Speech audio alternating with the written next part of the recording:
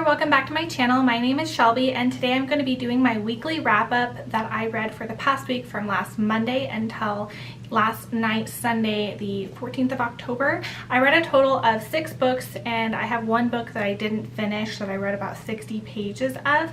So I'm just going to hop right in to let you know what I thought about them. I will link all of them down below as well as my Goodreads, so that way you can check them out for yourself or add me on Goodreads and check out my reviews for them. I did read a total of, I think, 3 thrillers and 3 women's fiction, so kind of an even number of both. So the first book that I read is Kiss Cut by Karin Slaughter. It is the second novel in the Grant County series. This one follows the same detectives, Sarah and Jeffrey. Well, Sarah is the coroner and Jeffrey is the head of police. This time it is about a shooting that happens with teenagers at a skating rink, and it seems like just a one-time thing of a depressed teenager, but then another kid gets taken and abducted, and it seems to be related to something even bigger. And in the meantime, you also get to see more of the relationship between Jeffrey and Sarah, continuing from the first novel. I really liked this one. It was equally as gruesome as the first one, as most of her books are. I really enjoyed the storyline. It was kind of hard to read because of the subject matter it had to deal with. Child pornography and human trafficking and things like that, but it was really interesting. I didn't like it quite as much as the first book, Blindsided, but I did enjoy it and I will continue the series. I did give it 3.5 stars. And then after that, I read Stay With Me by Mila Gray. I read Come Back to Me last month and I loved it. This is the second in the series. I believe it's more of like a companion novel though. This one follows one of the characters from the first novel. It is the main character's best friend named Dee Dee, and it is a few years later, and she is being an intern at a military hospital, and she's in like the psychology unit, so she's trying to just help the patients. And she meets this one named Noel Walker, and he is really grumpy, a not nice person. He's injured from war, and she makes it her mission kind of to cheer him up and find out about him. And even though he wants to be an angry person, he can't help but like Dee Dee, and so they form this relationship. And it's totally off limits because he's a patient, she's working for the hospital, and basically they have this romance, and then, you know, bad things happen that pull them apart and they're brought back together. I really did enjoy this book. I didn't like it quite as much as the first novel, but it was a close second, so I gave it 4.5 stars, and I can't wait to read book number 3. And then after that, I read A Good Killing by Alison Leota.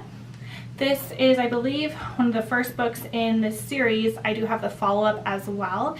It follows 2 sisters, Anna and Jody. They're really close in age. Jody is in their hometown still, and Anna is a DA, like prosecutor in Washington, D.C. She comes back home even though she doesn't really want to. She comes back home because Jody is accused of murder. She's accused of murdering their high school track coach and also accused of having an affair with him. So she comes back to be her defender and make sure she doesn't go to prison for what she believes didn't happen. So you're kind of like wondering, did Jody do it? Didn't she? And she uncovers that there's more going on in her hometown than meets the eye, and this coach was not as squeaky clean as everyone thinks, and people are covering up for him, but like, why? So it was a really good book. I loved it. I loved the characters, and I loved the twists and turns that happened in this book, and I did give it a 5 out of 5 stars, and I'm going to be reading the second book next week for Spookathon, so I'm really excited for that. And then after that, I picked up 3 Wishes by Liane Moriarty. I have quite a few of her books. I'm trying to get through all of them. I've already read 3 others, and they were more of like suspense and kind of mysterious, but this one was more not mysterious. I think it was her first publication, and it follows 3 triplets who are in their early 30s, and it kind of is just like a slice of life of what's happening to them in like maybe about a year's time. And it's supposed to be like a comedy, a family comedy, and it is kind of comedic. I liked it enough, but I wasn't in love with it. The characters were okay, not super likable, and nothing happened that I found that shocking or anything like that. I gave it 3 stars, so I'm going to pass this along. I'm not going to keep it. but it was like a good read, but definitely not a favorite. And then after that, I read The Date by Louise Jensen. Loved this book and also loved this cover. It is about a girl named Allie who is separated from her husband, and her friends convince her to go out on a date with someone she met online. Well, she wakes up the next morning after her date and she's like bloodied, has a headache.